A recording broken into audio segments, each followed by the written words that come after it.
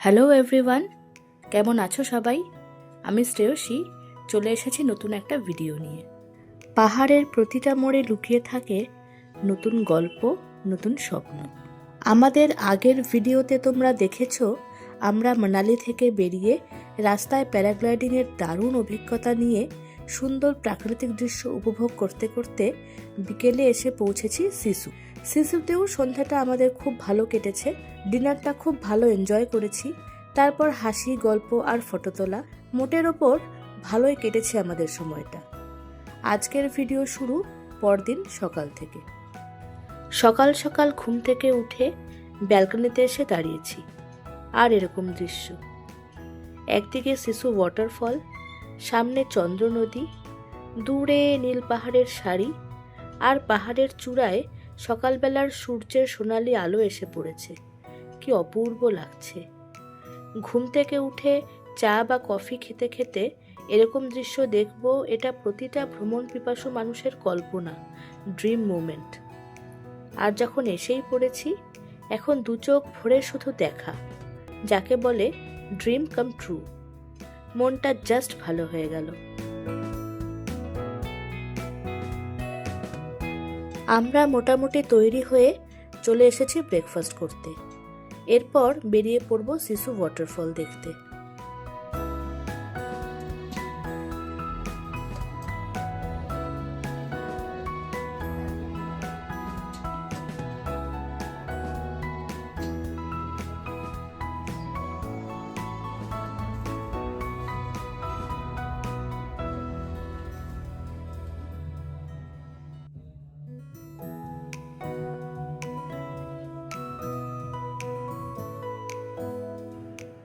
বেরিয়ে পড়েছি আমরা। আর যেহেতু সিসু ওয়াটারফল হোটেলের থেকে খুব একটা বেশি দূরে নয়, তাই 10-15 মিনিটের ভেতর পৌঁছেও গেলাম। আমরা এখন এসেছি সিসু ওয়াটারফল দেখতে। ওখানে গাড়ি রেখেছি, এটা পার্কিং এরিয়া। আর এই যে নদী পার করে এখানে জিপ লাইন করা যায়। জিপ লাইন করে ওই পারে যেতে হয়। তারপরে ওই যে সিসু ওয়াটারফল, অদ্ভুত সুন্দর। এত বড় ঝর্ণা, তাও এত বড় বড় পাহাড়ের তুলনায় কত ছোট লাগছে দেখতে।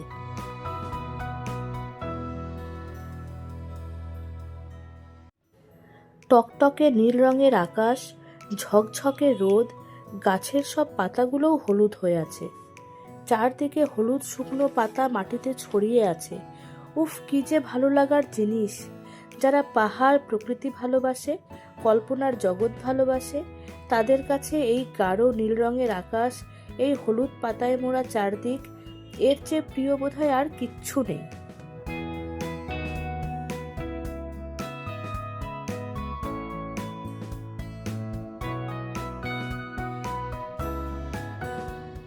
সিসুর প্রাকৃতিক দৃশ্য অনেকটা কাশ্মীর ভাইবস দেয়। ফিরে যেতে ইচ্ছে তো করছেই না, মনে হচ্ছে ঘন্টার পর ঘন্টা বসে এই আকাশ, এই গাছ, নদী এসব দেখেই সময় কাটিয়ে দিই। কিন্তু ফিরতে তো হবেই। আজকে অনেক লম্বা জার্নি আছে সারাদিন। কি সুন্দর রাস্তাটা, প্রকৃতি এখানে অদ্ভুত সুন্দর।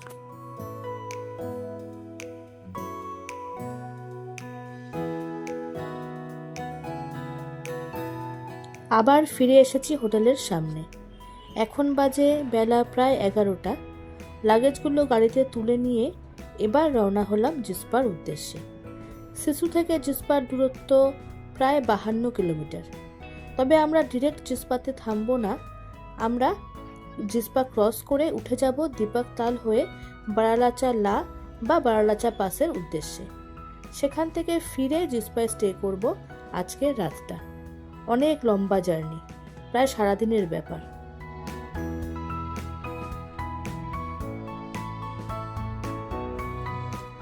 তোমাদের তো আগেই জানিয়েছি আমরা এই ট্যুরটা করছি একান্থিস জার্নির সাথে।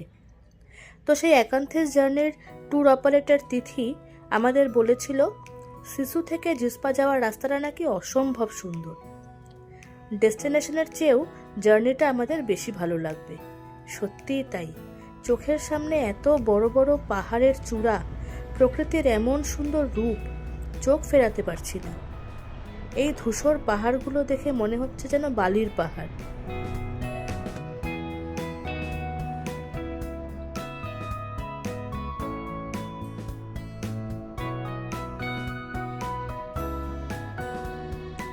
এই রাস্তাটা দিয়ে যাওয়ার সময় তো রীতিমতো ভয় লাগছিল, মনে হচ্ছিল এই বোধহয় লেগে যাবে গাড়ির সাথে।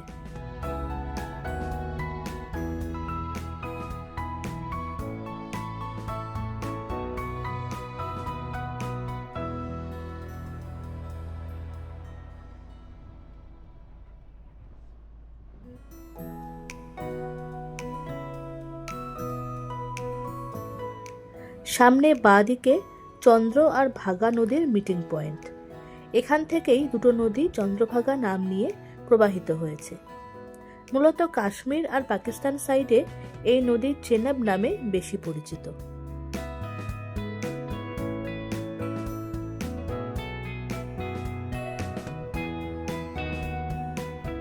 এখন আমরা শিশুর থেকে জিসপার দিকে যাচ্ছি। শিশুর থেকে জিসপার দিকে যাওয়ার পথে একটা জায়গায় দাঁড়ালাম, সেটা হচ্ছে চন্দ্রভাগা মিটিং পয়েন্ট। এই যে দেখছো সামনে, এটা হচ্ছে চন্দ্র নদী। এখান থেকে চন্দ্র নদীটা আসছে এবং এটা হচ্ছে জাংশন পয়েন্ট। এই যে নদীটা দেখছো, এটা হচ্ছে ভাগা নদী।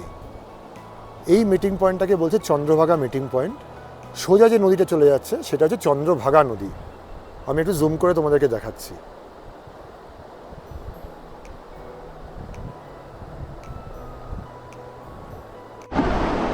ছোটবেলা যখন পিকনিক যেতাম তখন নদীর ধারে গিয়ে এভাবে আমরা পাথর কালেক্ট করতাম।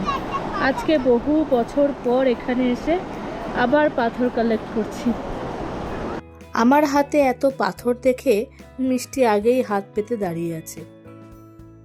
ভীষণ সুন্দর জায়গাটা, যদিও ঠান্ডা ওয়েদার, কিন্তু আজকে রোদটা বেশ ভালোই, রীতিমতো চোখে লাগছে।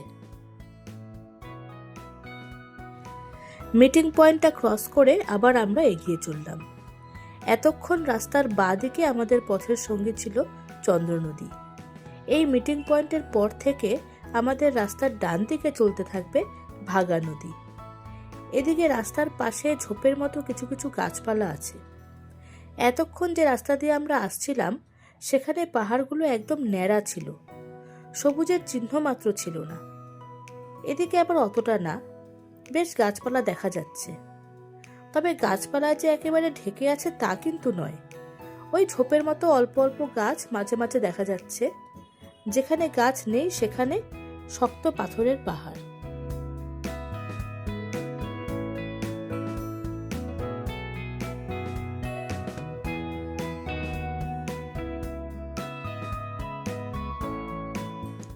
জিসপায় পৌঁছে গেছি আমরা, তবে এখন হোটেলে চেক ইন করবো না, সোজা বেরিয়ে যাব। রাস্তায় লাঞ্চ করে দীপক তাল আর বারালাচা পাস ঘুরে বিকেলে একবারে ঢুকবো।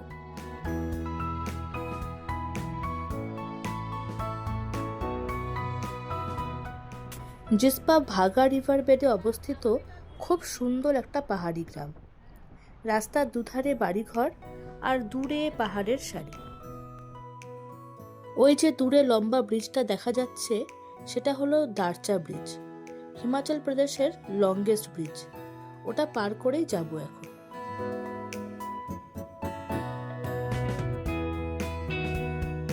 ব্রিজ পার করে চলে এসেছি এই পারে। ছোট একটা রোড সাইড রেস্টুরেন্টে দাঁড়িয়েছি লাঞ্চের জন্য।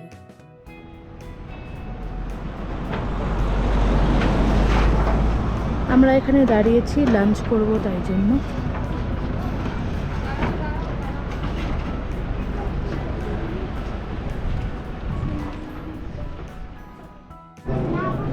আমরা এখনই ওই ব্রিজটা ক্রস করে আসলাম। ওটা হলো দারচা ব্রিজ, হিমাচল প্রদেশের সবথেকে লংগেস্ট ব্রিজ। এই যে এখানে সাইনবোর্ডে লেখা আছে longest bridge of Himachal Pradesh.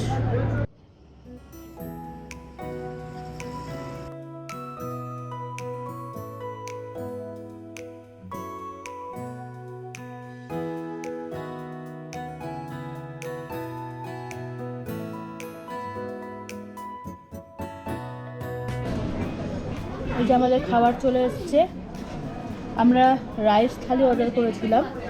এখানে দিয়েছে ভাত, ডাল আর একটা সবজি।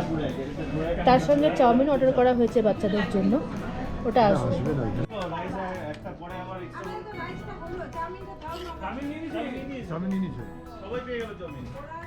লাঞ্চ শেষ করে বেরিয়ে পড়েছি।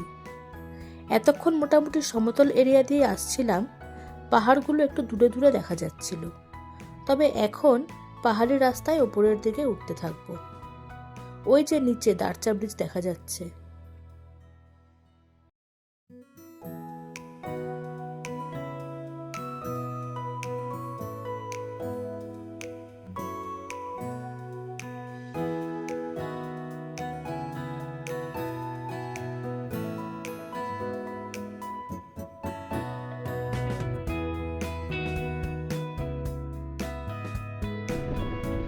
বেশ অনেকটা রাস্তা পার করার পর আমরা এসে পৌঁছেছি দীপকতাল।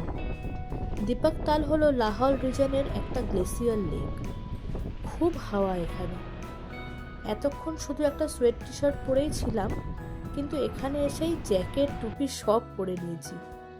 চারদিকে ন্যাড়া পাহাড়ের মাঝে সুন্দর ছোট গোল লেকটা, ক্রিস্টাল ক্লিয়ার নীল জল, অপূর্ব সুন্দর। স্মৃতি হিসেবে কয়েকটা ফটো তুলে আবার আমরা এগিয়ে চললাম।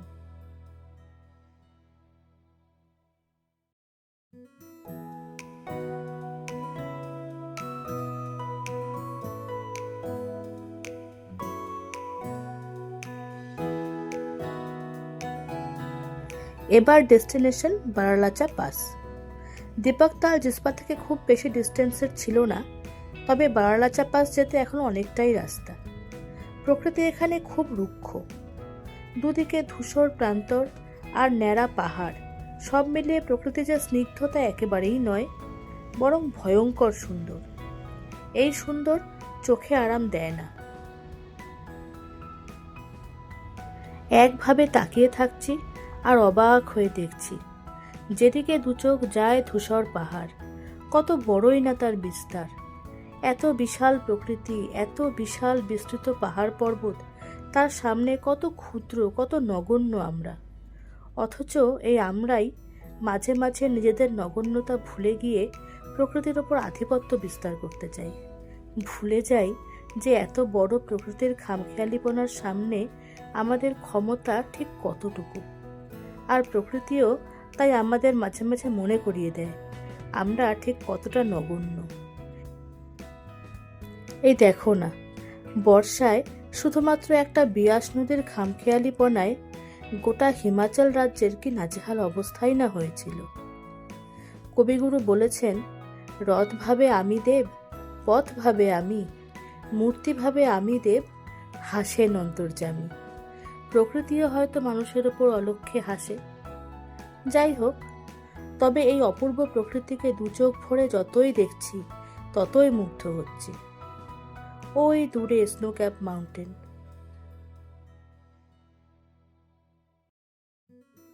এসে পড়েছি বারালাচা পাস। এর হাইট 16,040 ফিট মতো, মিটারে বললে 4,889 মিটার। এই পাসটি কানেক্ট করছে লাহল আর জান্সকার ভ্যালিকে। গাঢ় নীল আকাশ আর শরৎকালের সেই বিখ্যাত পেজা তুলোর মতো মেঘ, যেমন সুন্দর তেমন ঠান্ডা। এত সুন্দর জায়গাটা, অথচ আমাদের এখানে ফটো ভিডিও কিছুই তোলা হয়নি। অ্যাক্লিমেটাইজেশনের জন্য বাচ্চারা আর আমরা বড়রা কেউ কেউ একটু অসুস্থ হয়ে পড়েছিলাম। ভমিটিং, মাথা ব্যথা এসব শুরু হয়ে গিয়েছিল। তাই এখানে বেশিক্ষণ না থেকে আমরা নিচের দিকে নামতে শুরু করি। কিছু দূর নেমে আসতেই রাস্তার বাঁ দিকে সুরজতাল। এখানে নামার কোনো ব্যাপার নেই, পাহাড়ের ওপর থেকেই দেখতে হয়। তাই অরিজিৎ একাই নেমেছিল ফটো তুলতে। বিকেল হয়ে গেছে, পাহাড়ের গায়ে সূর্যটা কি চমৎকার লাগছে দেখতে। অবশেষে এসে পৌঁছেছি হোটেলে। আজকের রাতটা এখানেই স্টে করব।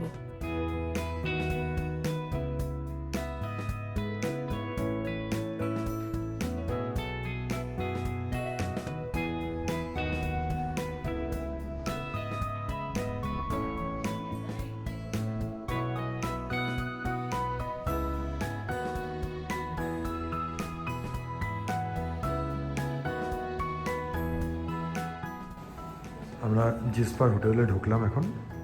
এই হচ্ছে আমাদের রুম, ভালো স্পেসিয়াস, টিভি আছে। যদিও একটু জিনিসপত্রগুলো, যেহেতু অনেক জার্নি হয়েছে, জিনিসপত্রগুলো জাস্ট আনপ্যাক করছিলাম।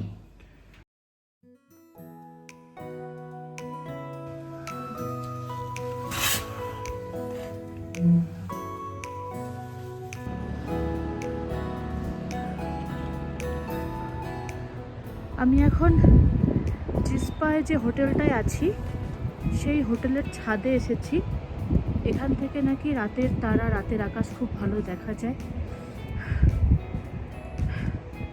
চারপাশটা দেখো কি দারুণ লাগছে, কত আলো, কিন্তু ভীষণ হাওয়া। আমার হাত জমে যাচ্ছে, আমি ভালো করে কথাও বলতে পারছি না। এই যে চাঁদ, তারা হয়তো আসবে না এখানে ভিডিওতে, আমি খালি চোখে প্রচুর তারা দেখতে পাচ্ছি, সেগুলো এখানে ভিডিওতে আসবে না, ক্যামেরায় আসছে না। ভীষণ ঠান্ডা,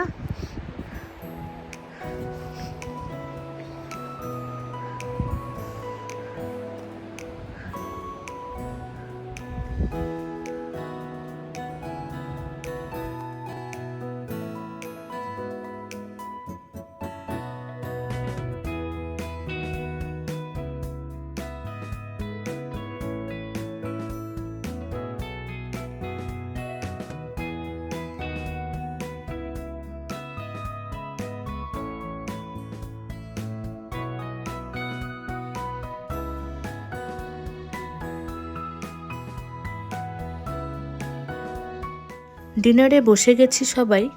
এখানে আছে রাইস, স্যালাড, ডাল, মাশরুমের একটা সবজি আর চিকেন।